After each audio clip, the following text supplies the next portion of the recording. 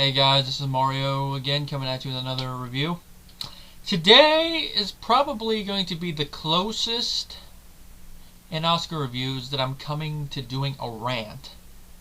And that's because you can already guess from the title up there why that is. This is a movie that got a lot of critical praise. It got nominated for multiple Academy Awards, which it won 3 of them, which, of those 3, 2 of them I agree with, which is visual effects and art direction. The other of them I'm like, really? You can tell with this that this is a good example of politicking in the Academy. And of course that is the Jimmy Tammy directed movie from 2009, starring Sam Worthington, Zoe Saldana, Stephen Lang, Michelle Rodriguez, and Sigourney Weaver, Avatar. Now, of course, we know that this movie had been in production for many years. Jimmy had been thinking of doing this before he did Titanic, and the reason that he waited so long to do it is he wanted the technology to catch up.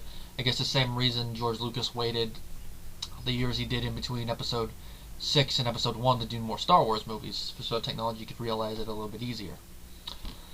Now, I can see probably why he would do that, but why he didn't direct a movie in the interim, I ask why. Because, think about it. Titanic was 97, Avatar was 09. That's 12 years. You could make at least 1 or 2 other small movies in between that while you wait. And then finally when you see technology's caught up, you go, alright guys, I'm doing my dream project Avatar over with Fox, so wait until I'm done. And in the 3 years since this movie, almost 3 years, he hasn't even started another thing. He's talking about doing sequels, which, once I'm done with this review, you see why I think that's probably a bad idea. Now, one of the main things I do not like with this movie is the plot. I mean, everyone has said this. It's a plot you see 1,000 times. I mean, there's a couple other movies that have done a plot similar, the same basic idea, just different plot points, but have done it better. Fern Gully. Dances with Wolves. I haven't seen it, but I've heard that it actually does this plot better. The Last Samurai does this very similar one. I think that movie's miles better. I mean, maybe it's because Tom Cruise as a samurai is a kind of a weird idea, but it works. And also I'm a history buff, maybe that's why. It's just, in this one, it just doesn't really work. I mean, I think Jimmy wrote the script too. Yeah, he wrote the script. We know he can write scripts. Rambo 2, he wrote the first draft of that. The only thing that he did not come up with was the politics of the script. That was Stallone. The Terminator, the first one, if I remember correctly, he wrote the script. He wrote the script for the second one. Those 2 films are considered classics. Aliens. Aliens! There! He writes well and he directs beautifully. Here, you watch, especially if you watch Aliens in this movie back to back, you're going to ask this question, what the hell happened to you, Jimmy? Did you give birth to little Jimmy and that's why our truth is always yelling at him? You got got by little Jimmy! What? Don't want me! Just, oh my god, Jimmy. Did you just make this movie just to be able to pay for your 3 ex-wives? Yeah, he's been married 3 times. It's kind of sad if you think about it. But anyway, back to the plot. The plot is basically that it's in the 22nd century. Earth's natural resources are depleted, which that part of the plot is actually not that far-fetched. A company finds this planet named Pandora, which is a forest. It's a habitable moon on a gas giant, which, where have I seen this before in a Fox movie? Oh yeah, Star Wars! Oh yeah, I just thought of that, but it's true, where have we seen that before in a Fox movie? Let's see, humans going to a forest moon for a reason. Different reasons, but still. It's in the Alpha Centauri star system, by the way. And they're looking for a mineral in which, this is another little problem, unobtanium. Unobtanium. Jimmy, were you just sitting there high or drinking Bud Light thinking, what could I possibly call this? Oh, I know. Unobtanium. Ah, they'll never think. Jimmy, that's just child's play. You could have come up with a new name. I mean, you could have come up with, like, you could have used one of the minerals that's hard to find on the periodic table. You could have come up with one and named it something like Pandorium would have been a better name. It would have fit because it's a mineral found on Pandora, and it's a mineral, so Pandorium. Or you could have named it after the gas giant, Pallium, unless there's already one like that, but still. Now, the planet is inhabited by these 10-foot tall, blue-skinned humanoids, which are called the Na'vi, which... This is another one of the things I complain about. The Na'vi are just blue-skinned Native Americans. You can't argue that they're not. Just look at them. You can tell they're based off Native Americans. I mean, if you're going to do a native tribe, make it more general so that you could just say, oh, that's a native people. Don't make it so blatant to where you could tell, oh, yeah, it's based off it.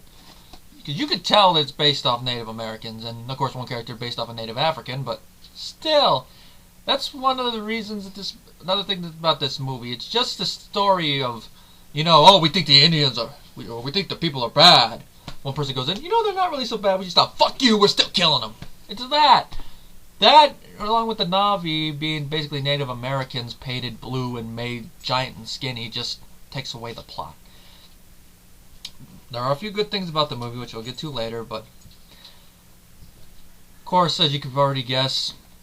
Our main character is Jake Sully, played by Sam Worthington, which out of all the performances of his I've seen, this is my least favorite. I mean, I liked him better in the Clash of the Titans remake. I definitely liked him better in Terminator Salvation, which I know some of my friends hate that movie. I can see why, but I still enjoy it. I'll tell me, I'm trying to think. I know there's one other movie he's been in that I've seen. I can't think of what it is. Damn. On top of my head, I can't think of what it is, but this is the weakest performance, because you can tell he's just going it in, but still, for what it is, he does a good job. Sigourney Weaver plays Dr. Grace Augustine, who is the head of the Avatar program that the movie's entitled after, which is basically you take Na'vi DNA, human DNA, mix them, and you make these beings called avatars, which you then, through the process of science, you transfer your mind into the body so you can interact, because the atmosphere is way different, so you spend too much time out there, you're going to need the Darth Vader suit. But not because your lungs are burned, because I can't breathe. I just thought something. Imagine if this world had shark-like creatures. That'd be cool. But Sigourney Weaver, I like her better in some of the other movies. I think like she did a better job in Paul for the brief time she's there, but I thought she did good. And she is actually one of the things... Hello, Odie. Her character does one of the things that I like about this movie, which I'll get to later. Then, of course, we got scientist Norm Spellman, played by Joel Moore. Then, of course, we got our main villain, played by Stephen Lang, Colonel Quarrick, which I have to say he's one of the good things about this movie, which I'll explain that later. Then, of course, we got Michelle Rodriguez's character, a pilot named Trudy, which, like Sam, it's just like she's phoning in her performance. She's there, it's nice to see her get work, but with the script, she just doesn't do anything. And of course, like I said before, all the Na'vi characters, they're basically all just, like stereotypical Native American native characters. Except for maybe Zoe Saldana's character of Neytiri, but even then, she's not the basically stereotypical one. At the first she might seem like she is, but then you get more into her personality. But she's basically just a Na'vi version of Pocahontas, because that's what this does. It uses that whole story and then does the whole Pocahontas story, which I freaking hate that story! The reason I hate that story is because, one, that never happened. Two, so even Odie hates it. Yeah, don't you hate that story, Odie? Don't you hate that story, Odie? Don't you hate the Pocahontas story? Yeah, see? You go round up. Yeah, Odie, yeah, get that shitty movie. Get that shitty movie. Anyway, almost lost my... Oh yeah, one, it never happened. Two, it's just another example of... Excuse me if I say this, because I am part white, so this is partially trashing on myself. And this is a more retrospect one of quote-unquote white men, I say men because that's usually how it was, telling stories about the Native Americans. It's like also happening of war. Those guys attacked us. Hey, look, another truck. Let's kill them!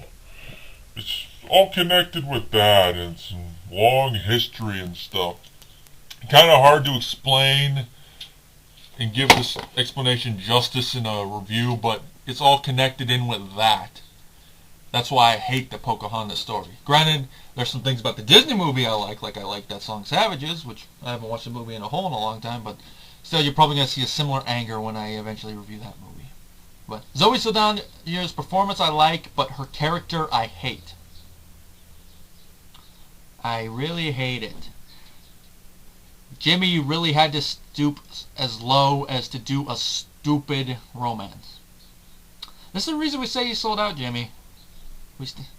Stupid stuff like that. And of course, as you could tell, that eventually, since it follows that thing, Jake is going to side with the Na'vi and say, no, we can't do this. Yeah, you side with them, you're our enemy. And of course, it goes from there. Now, like I said, I think it deserved the art direction and the visual effect Oscars that it did win. Now, I'm going to look down to see what other Oscars it got nominated for real quick. Okay, list of accolades. I have to go to another page. List of accolades received by Avatar. It won 3, got nominated for 9. There's a picture of Jimmy. Okay. Academy Awards. It got nominated for Best Picture, which I am glad it did not win. Because if this movie, the fact that this movie is even nominated for Best Picture is basically sending out a message to Hollywood that, yeah, you know, you can use this story again. We haven't seen it a billion times before and done better. Yeah, just keep giving us the same story. BS. Best Director. If there's any movie that Jimmy should have gotten nominated for Best Director for, it would be Aliens or one of the Terminator movies. This movie, no. No, I'm glad he lost. And he lost to one of his ex-wives, too. I haven't seen The Hurt Locker yet, but I'm happy that she won over him. And if you look at if you watch the Academy Awards, it goes back to him after she's announced. You can tell that he's visibly upset. But the thing I wonder, is he more upset over the fact that he lost the Best Directing Oscar, or the fact that he lost it to his ex-wife? Art direction, agree.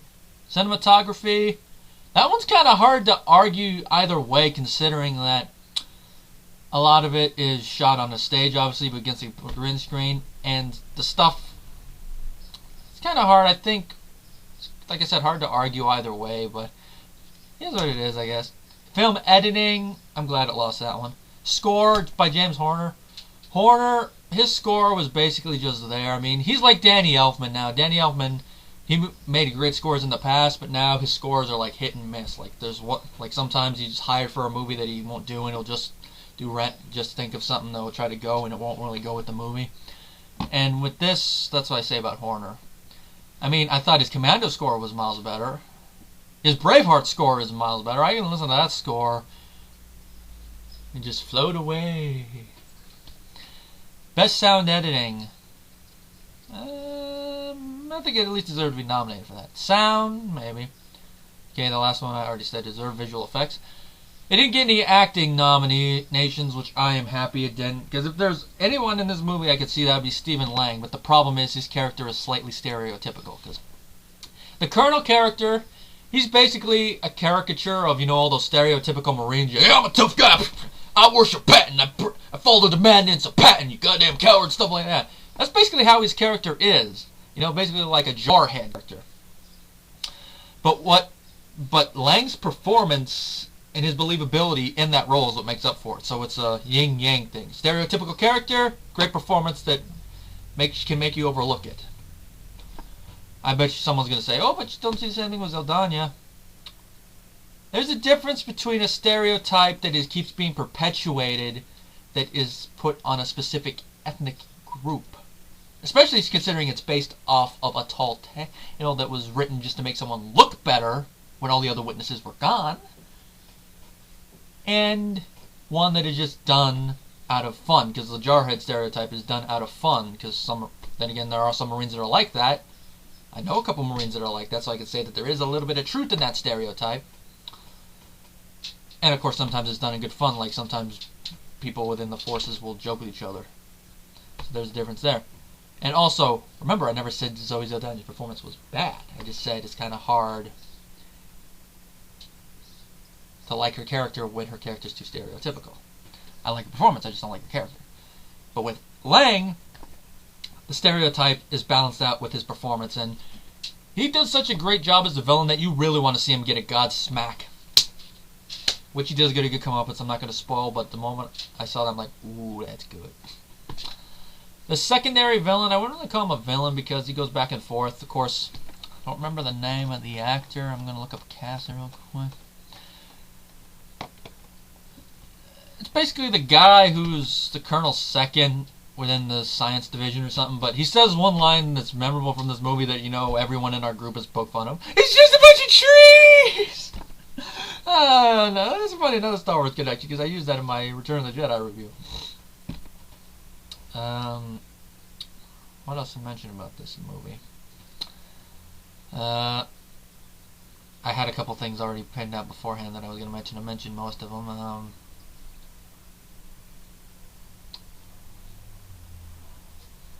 I think that's about it, because Stephen Lang's character, stereotypical thing of the Na'vi, connected with Zoe Saldana's character.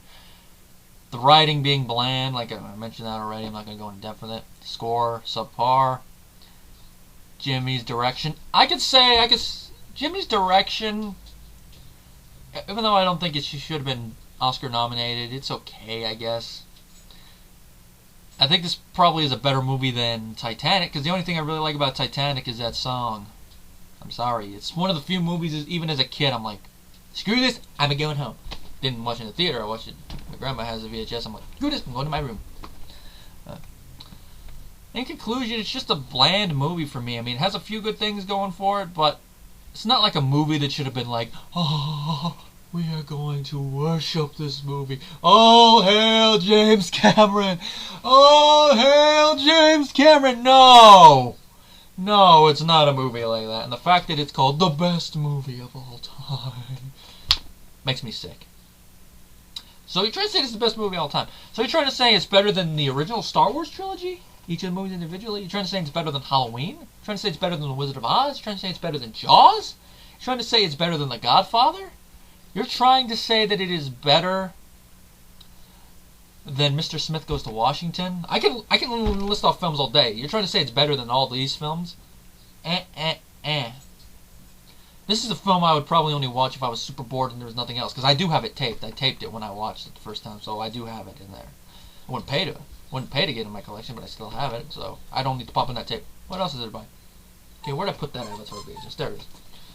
Look, other than that, it's just, as you could already guess, it's kind of an overrated movie. Like I said, this is one of those movies where you could tell there was politicking in with the Academy to get it, because Liam Neeson has even told people that there is politicking in the Academy, that he used to be one that did that. Like, he used to vote for his friends.